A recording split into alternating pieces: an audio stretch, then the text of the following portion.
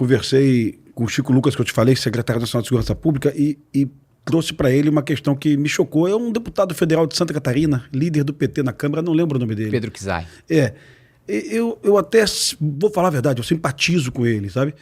Mas ele colocou que era inegociável a redução da maioridade penal. Ele falou que é inegociável, ponto final. E eu vou em eventos de esquerda aqui no Rio de Janeiro, e a turma da esquerda levanta a mão, é inegociável. E eu dou casos assim, bem simples. Uma menina aqui no Rio de Janeiro, 17 anos, caiu numa armadilha com o namorado, 17 anos, levou a menina para uma casa que tinham 5 homens, né? Ela foi violentada, tomou 20 chutes na barriga. Ela foi violentada pelos 5 jovens, né? Jovens brancos de Zona Sul, filho de um político do Rio de Janeiro. E esse facínora, ele foi condenado. Ele recebeu uma medida socioeducativa ali, restritiva de liberdade de 3 meses, né? 20 chutes na barriga, a menina sofreu. A Justiça do Rio demorou 35 dias para autorizar a prisão preventiva dele, não autorizou a busca do celular, ou seja, essa menina corre o risco ainda de algum dia esse facínora colocar as fotos dela numa rede, né, sendo violentada. E ela foi bem acolhida pela Polícia Civil, viu? Quando eu coloco isso na plateia, eu pergunto para a plateia de esquerda, e aí, esse facínora de 17 anos tem que ficar quanto tempo na cadeia? Todo mundo levanta a mão, 20 anos, tem que morrer. Bom, então vocês concordam comigo, né? Então o PT diz que é inegociável a redução da maioridade penal. A posição do Missão qual é em relação a... Olha, a minha posição, ela é o seguinte: para crime hediondo, não tem nem que ter maioridade penal. Beleza. Um cara de qualquer idade que estupra ou que mata, por exemplo, vamos pegar, hediondo pode até ser que alguém considere muito amplo. Tá. Mas vamos pegar, um cara que, uma lesão corporal gravíssima, um cara que decepa o outro. Mas assim, esse moleque tem idade suficiente para responder pelo seu crime. Que estupra, que mata, né?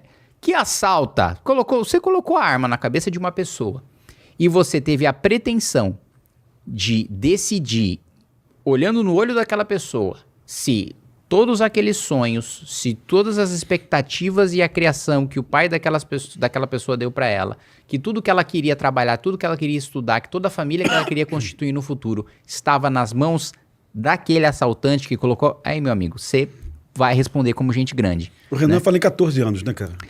Eu acho que 14 anos para tudo, né? Para todos os crimes, de maneira geral, né? Sem a restrição, mas eu, pessoalmente, não teria nenhuma idade se for um crime muito grave, né? Porque eu acho que a partir do momento que você comete um crime dessa gravidade, você abre mão da sua presunção eu ia falar presunção de inocência, mas não no sentido criminal, né? Mas a sua presunção de imaturidade, né? De não desenvolvimento psicossocial. Você falou, não, a partir do momento que você estupra uma pessoa, você está dizendo para o Estado, eu abri mão do meu direito à infância e adolescência. Kim, eu sou um adulto. Eu te falo isso porque, na ideia do Renan, aquele jovem assassino do Acre, que pegou a pistola, 3 carregadores, não foi sobre violenta emoção, porque ele planejou, ele achou a chave do cofre, depois ele se entrega num batalhão da polícia, que é do outro lado da rua. Esse jovem tem 13 anos de idade. Na boa, ele não tem condição nenhuma, matou 2 professoras, tentou matar a amiguinha. Não tem condição nenhuma de estar no convívio social, nem hoje, nem daqui a 15 anos. Né? Então, assim, a idade biológica realmente é um problema pra gente.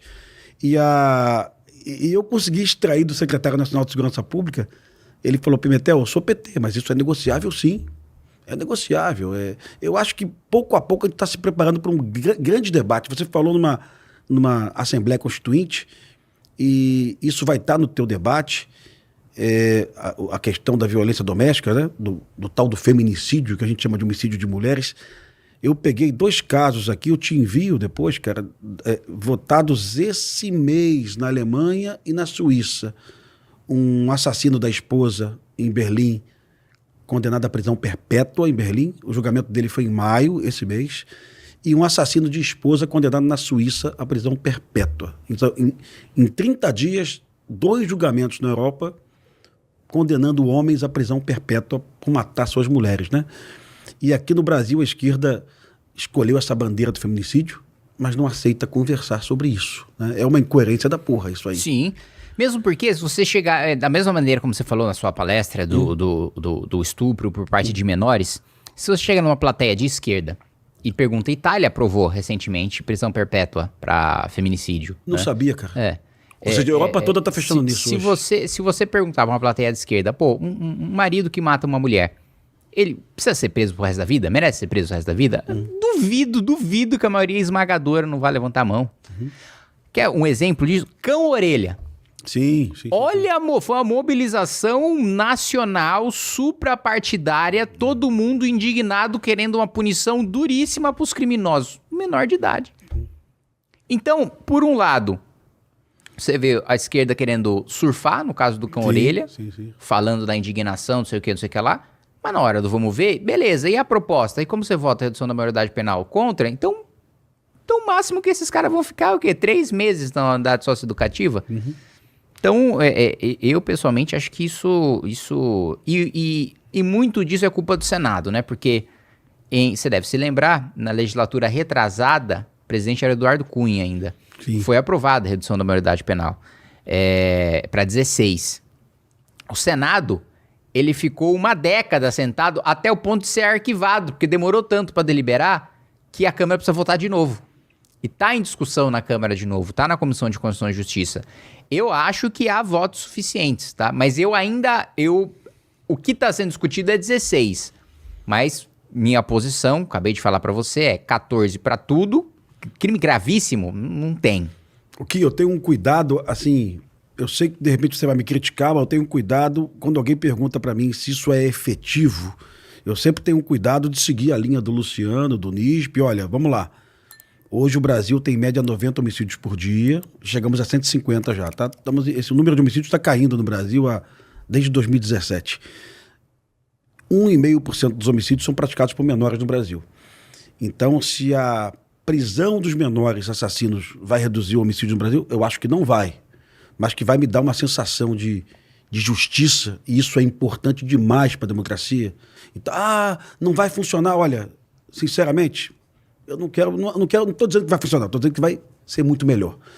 Eu tenho a certeza que um menor assassino pode ficar na cadeia, eu vou viver num país com mais harmonia e mais paz. Porque é um debate verdadeiro, tá? Assim, alguém vai dizer para você que isso não tem eficácia. Não estou falando de eficácia, estou falando de justiça. Estou falando de ter a certeza que esse jovem vai ser preso. Eu ia pedir uma outra coisa, eu vou te mandar o livro, cara. Semana passada eu fiz o prefácio de um livro de um juiz do Espírito Santo, guarda esse nome, Carlos Eduardo Ribeiro Lemos. Ele escreveu um livro falando de uma lei que poucos brasileiros conhecem, que é a lei do abate, né? Quando entra um avião vindo da Colômbia no Brasil, a aeronave da Força Aérea vai abordar, Super Tucano, né? Ele convida a aeronave a aterrissar, né? Se essa aeronave não aterrissar, ela vai ser metralhada e o piloto vai morrer. E vai morrer com cocaína dentro da aeronave. Essa lei do abate é do governo Dilma, se eu não me engano, não é isso? Não sei. E ele faz uma analogia com a lei do abate com combate em favela no Rio de Janeiro e São Paulo. Se o governo federal entende que você pode abater uma aeronave que vai matar o piloto, por que eu não posso abater um traficante com um fuzil na mão? Porque o traficante com fuzil na mão, ele tem meio segundo para matar um policial, né? O projétil do fuzil ele vai a 3.000 metros de alcance máximo, né? E ele estabelece vários países da Europa, Itália, França, Inglaterra. O que aconteceria se um policial matasse um bandido com fuzil na rua? Nada. O policial está amparado, porque existe uma presunção de uma extrema violência praticada por aquele bandido. No final, ele pede algum tipo de lei parecida no Brasil. Algo que permita o BOP, a Coordenadora de Recursos Especiais, o GAT, numa favela, mate o bandido antes que esse bandido tenha a opção de se render. Porque é quase impossível render um bandido armado, tá? É mais ou menos o que o Missão está pensando, né? Sim. É uma lei para guerra, né? É exatamente isso. É do direito penal do inimigo, que é do lema prendeu, matou, né? Que nós usamos. Né? Falou o seguinte, olha, a gente não quer te matar, a gente quer te prender. Sim. Agora, a gente tá lá, você tá disposto a matar, você tá no cenário de guerra, você vai morrer. Pronto, nós vamos matar, né? tem um monte de traficante menor, maior de idade, tá com fuzil na mão, vocês serão chacinados, nós os mataremos em massa, né? E não só isso, e assim, levando em última análise, eu acho que o cara, um traficante que está com um fuzil na mão, dominando o território, se um policial mata ele, pra mim, considera suicídio. Sim. O cara que se matou. Ele fez a opção por morrer. Ele quis morrer, porque ele tava lá com o fuzil na mão, disposto a matar um policial que viesse invadir o território dele, ele escolheu morrer, ele tomou a decisão de se matar, né? O policial não tem que responder por nada. E se responder, tem uma suspeita de que foi arbitrária, de que ele não tava com fuzil, de que o fuzil foi plantado e tal. Responde, mas responde com a procuradoria fazendo a defesa dele. Ok.